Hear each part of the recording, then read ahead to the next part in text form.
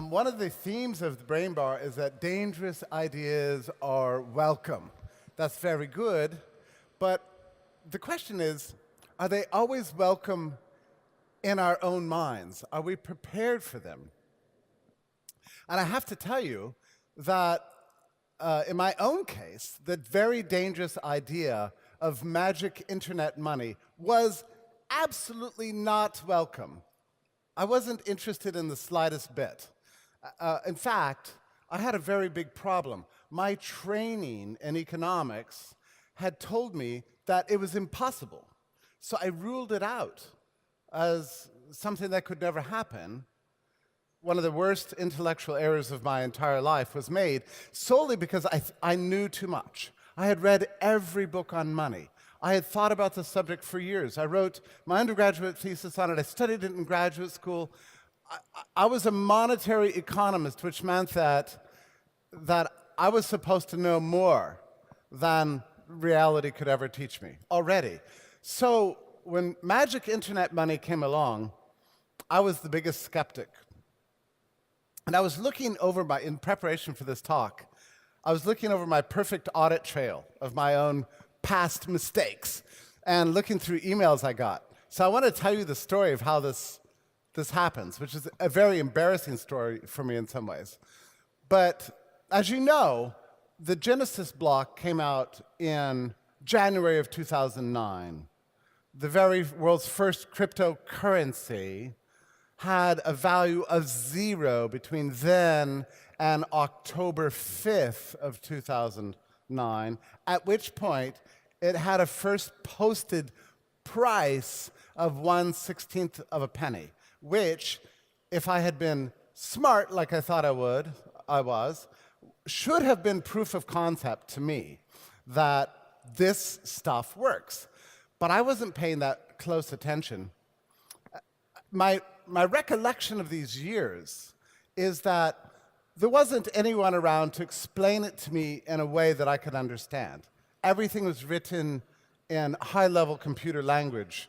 So as an economist, I couldn't understand. That was my excuse.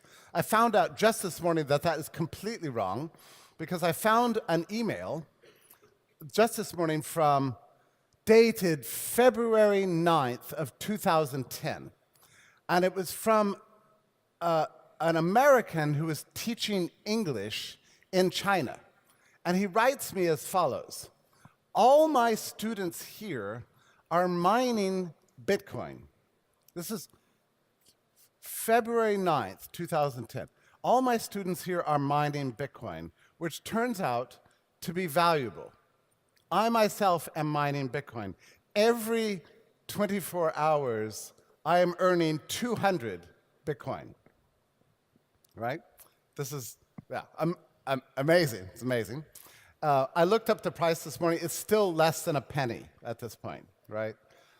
So, and he explains it to me in perfect English. And he says, this is a peer-to-peer currency.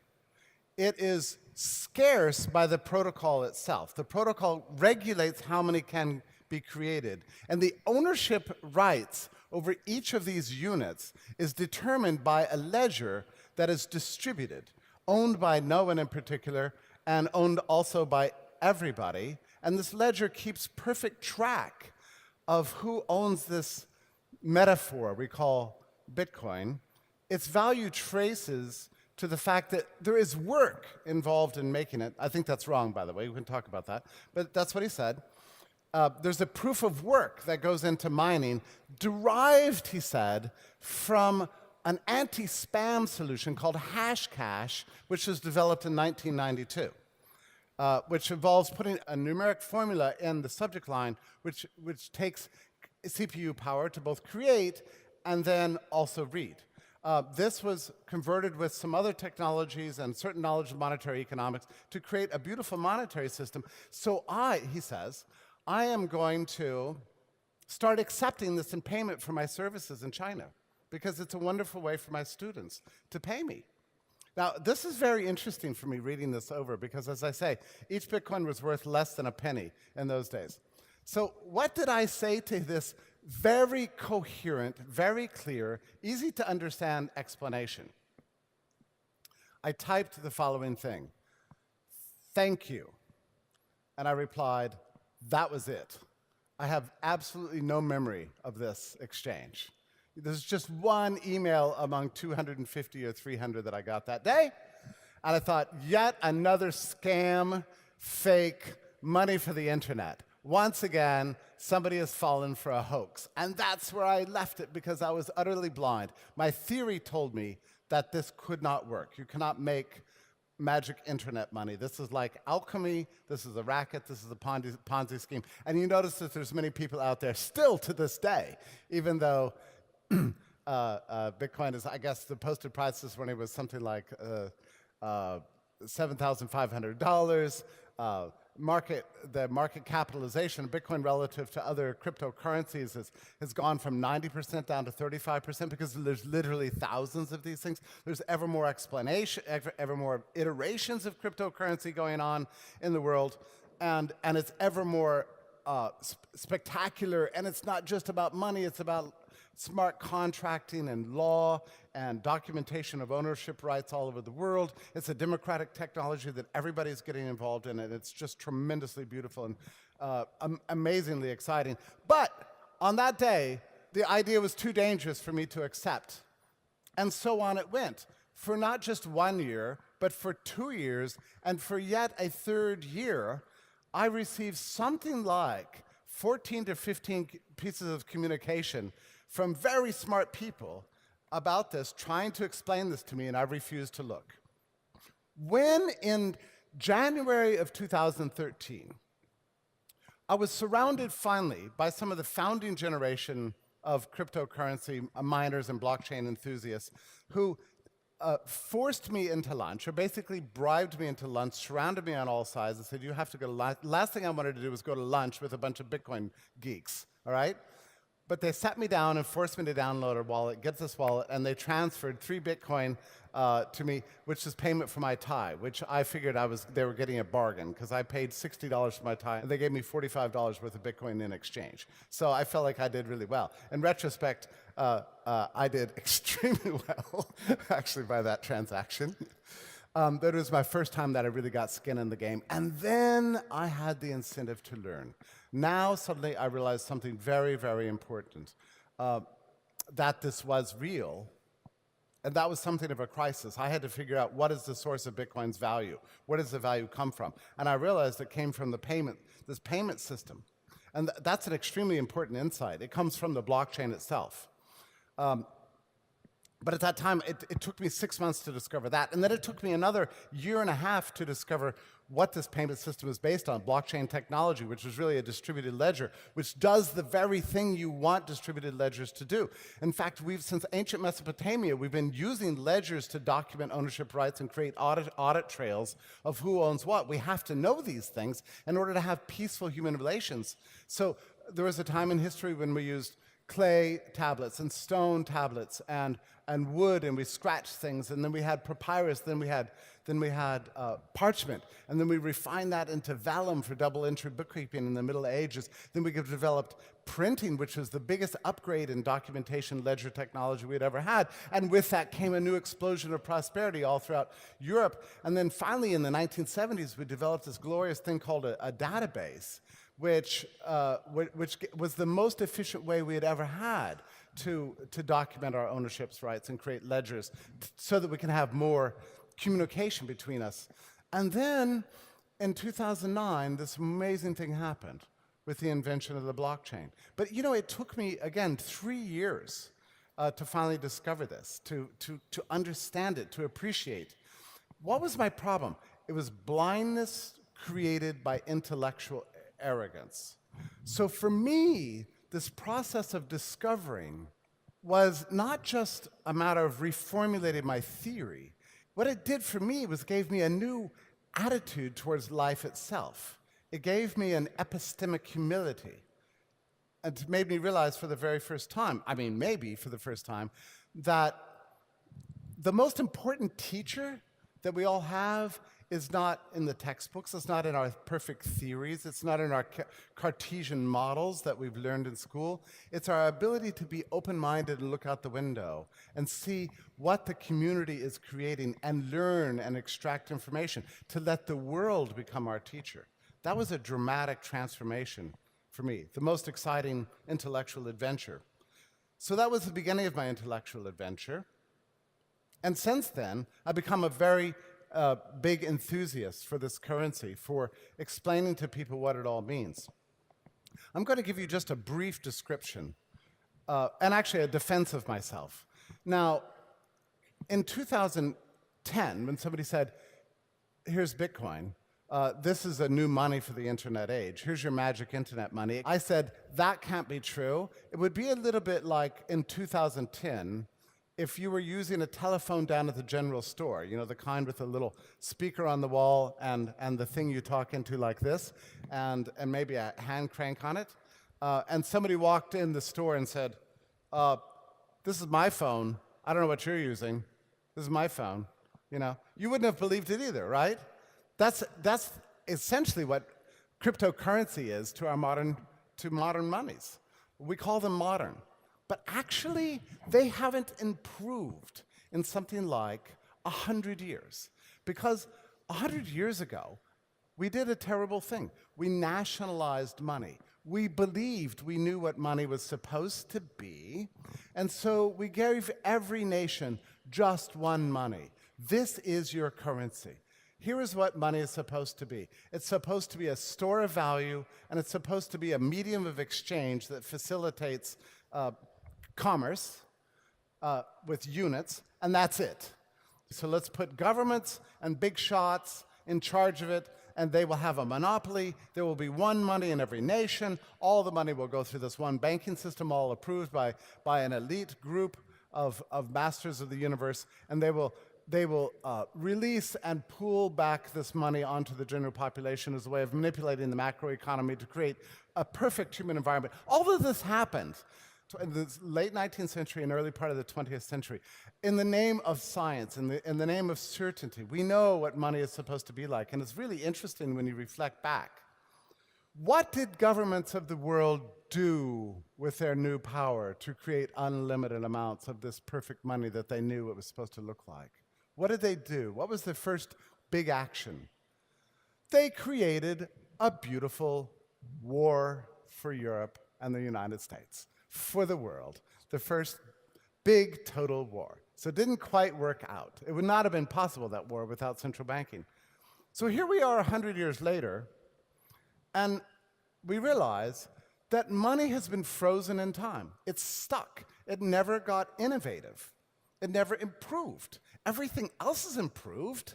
Our communication technology and flight and our ability to extract oil and build gigantic skyscrapers, and there's progress all around us. We can do glorious things nobody even thought of as 20 or 30 years ago, and yet we're still stuck using this ancient technology that we call government money.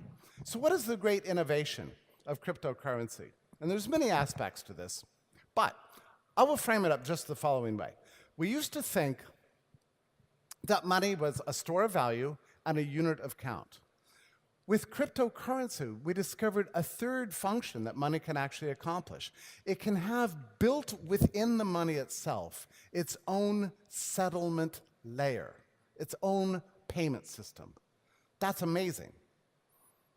So it's like euros and Visa built into one package, or dollars and MasterCard all wrapped into one single token.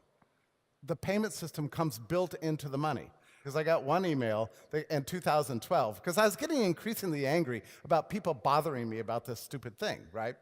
And somebody wrote me an explanation of this, how Bitcoin works. And I wrote him back the following note. I said, I think you are confused about the profound difference between a money and a payment system. That's what I told him. What I didn't understand then is that the great innovation of cryptocurrency is to pull these things together. All right, what are the social implications of this technology? I mean, you wonder why people are so opposed to it? I get it. I get it.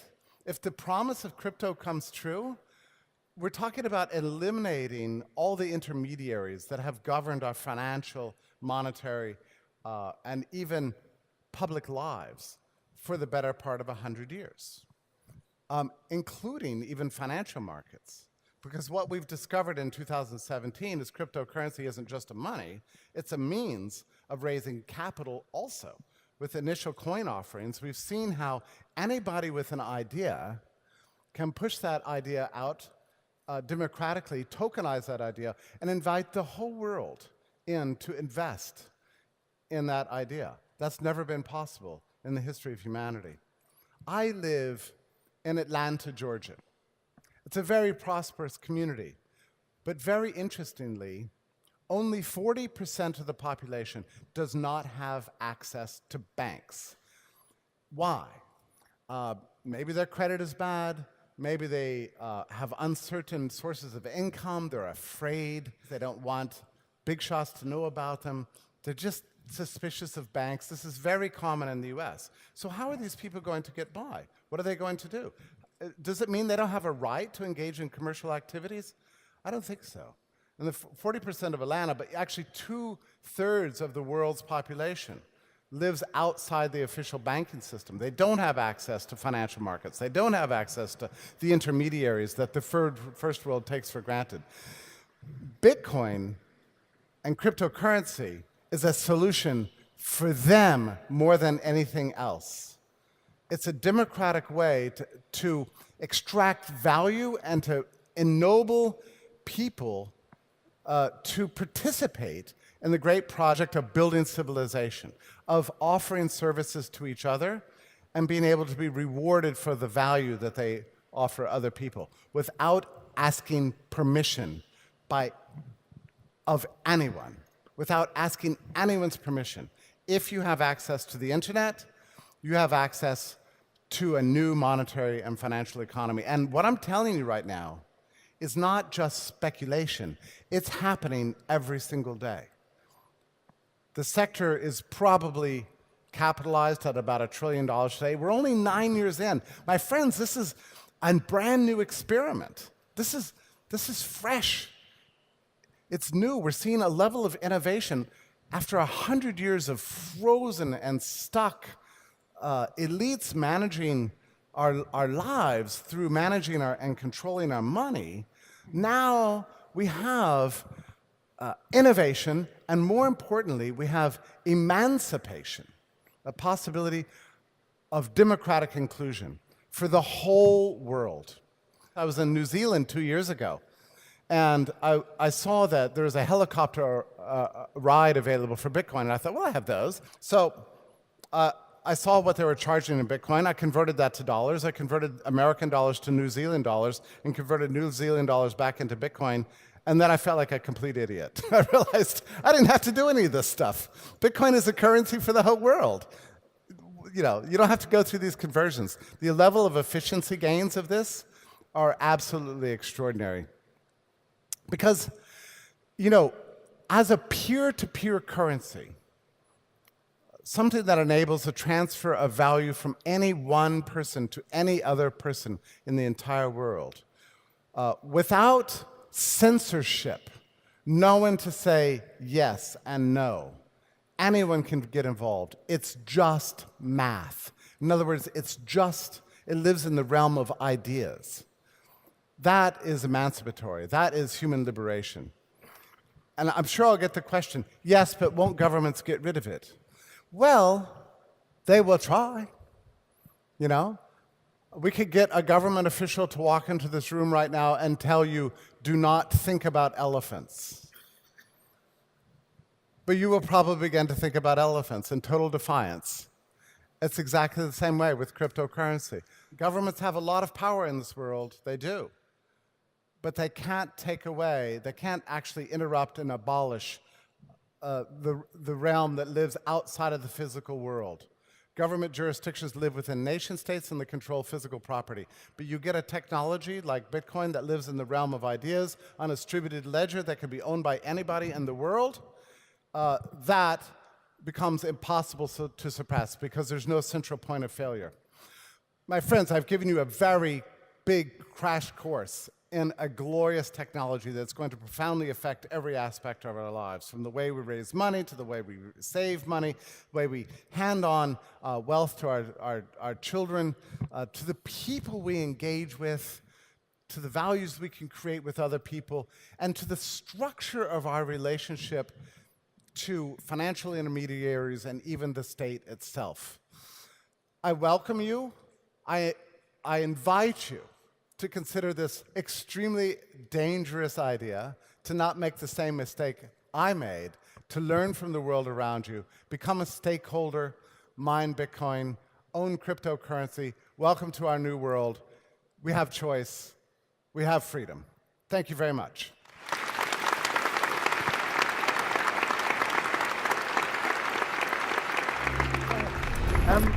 For me, it seems like a country's identity is quite tied up in their currency, like the dollar for America, the euro for Europe, the forint, the Hungarian forint. Does a country not lose its identity a little bit if it loses total currency? Well, that's an interesting question. You know, it wasn't true in the past.